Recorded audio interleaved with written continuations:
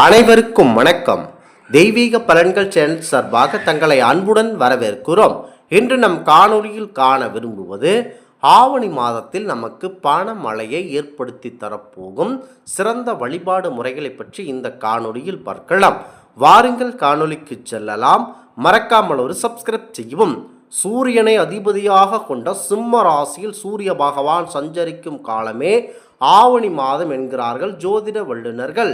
சூரியன் சிம்மத்தில் சஞ்சரிக்கிறார். இந்த மாதத்தில் எந்த தொழிலை தொடங்கினாலும் எந்த காரியத்தை செய்தாலும் அது அனுகூலமான பலனை தருகிறது. இதனாலேயே சிங்க மாதம் என்றும் ஆவணி மாதம் அழைக்கப்படுகிறது.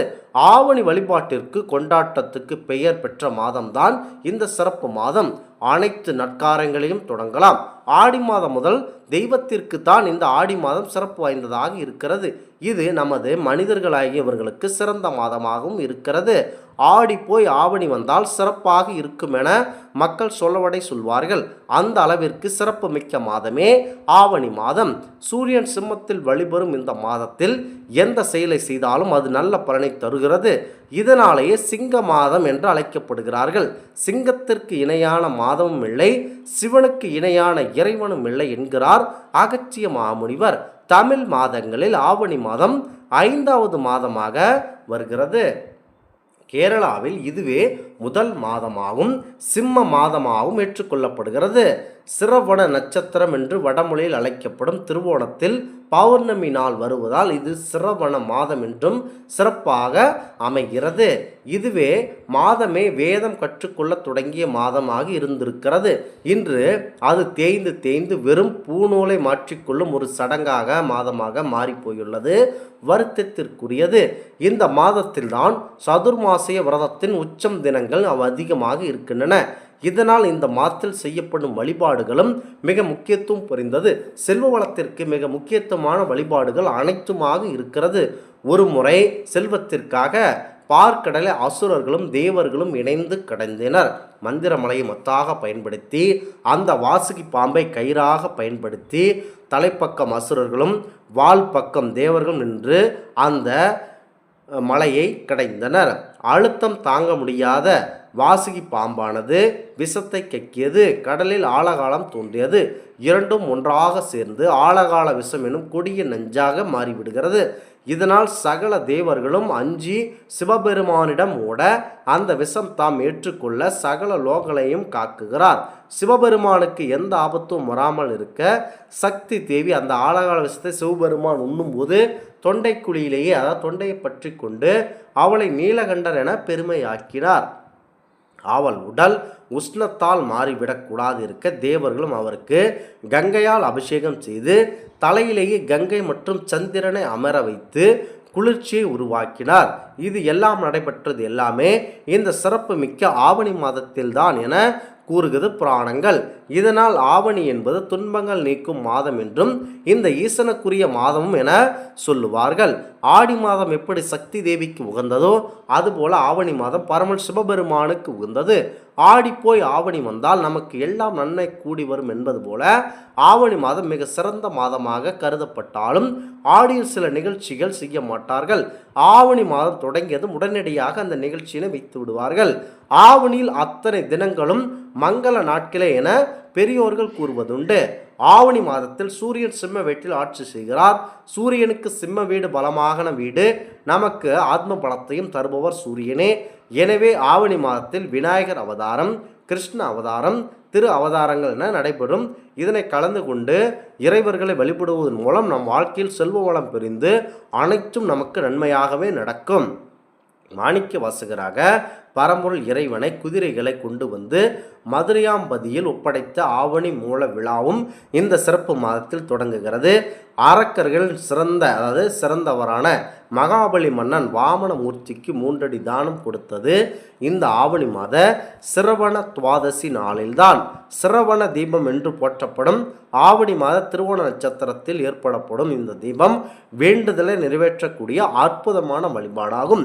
செல்வ வளத்திற்கும் திருமண வரத்திற்கும் குழந்தை பேறு பாக்கியத்திற்கும் மிக முக்கியது இது. இந்த தினத்தில் திருமலை திருப்பதியில் உற்சவரான மலையப்ப சுவாமி ஊஞ்சல் மண்டபத்தில் திருச்சேவை சந்திப்பார். அப்போது அங்கே 1008 திரிகளை கொண்ட நெய் விளக்கு ஏற்றப்பட்டு அந்த பகுதியை ஒளி வெள்ளத்தில் மிதக்கும். இது சகஸ்கர தீபாலயங்க சேவை என்பர். இது மக்களுக்கு அவ்வளவு சிறப்பு மிக்கது. ஆவணி மூலம், ஆவணி அவிட்டம், ஆவணி ஞாயிறு, புத்திரதா ஏகாதசி, காமிகா ஏகாதசி, வரலட்சுமி விரதம் உள்ளிட்ட பல விரத நாட்களும் இந்த மாதத்தில் வருகின்றன. இது அவ்வளவு மனிதர்களுக்கு ஏற்றக்கூடிய முக்கியமான விரதங்களாகும். மேலும் ஆவணி மாத செவ்வாய், வெள்ளி மற்றும் சனிக்கிழமைகள் விரதம் முக்கிய சக்தி வாய்ந்த நாட்களாகும். புதிதாக திருமணமான பெண்கள் மாங்கல்யம் பலம் பெற வேண்ட செவ்வாய், அதாவது ஆவணி மாத செவ்வாய் மற்றும் வெள்ளிக்கிழமைகளில் மங்கள கௌரி விரதத்தை பிடிப்பார்கள். அதே போல ஆண்களும் தங்கள் விருப்பங்கள் நிறைவேற ஆவணி சிறைக்கிழமைகளில் பெருமாளுக்கு நோன்பு இருந்து செல்வ வளத்தை பெருக்குவார்கள். ஆவணி சோமவார விரதமும் மிக முக்கியத்துவம் வாய்ந்தது.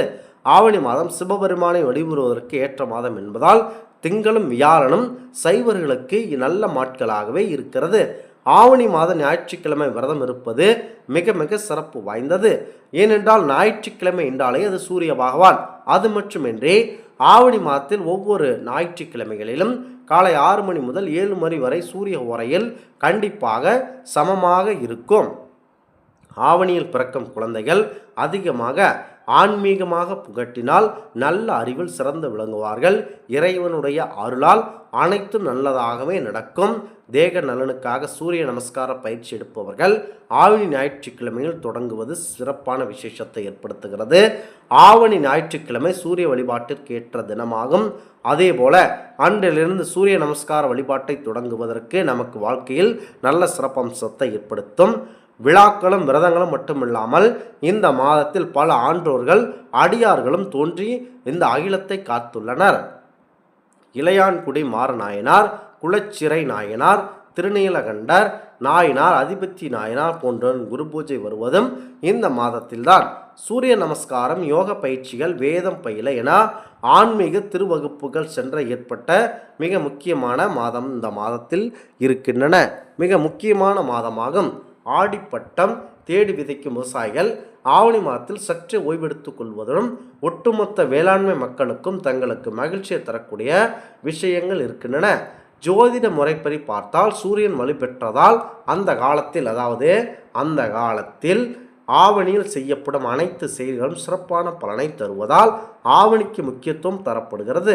அநேக தீமைகளும் ஒளிந்து மங்கள சூழும் இந்த மாதம் நம்பிக்கைகளும் நன்மைகளுக்கும் ஏற்ற மாதம் என ஆன்றோர்களால் சொல்லப்படுகிறது. சிறப்பம்சம் நிறைந்த இந்த ஆவணி மாதத்தில் இறைவனை வழிபட்டு இன்பமுற்று வாழ வேண்டும் என கூறப்படுகிறது.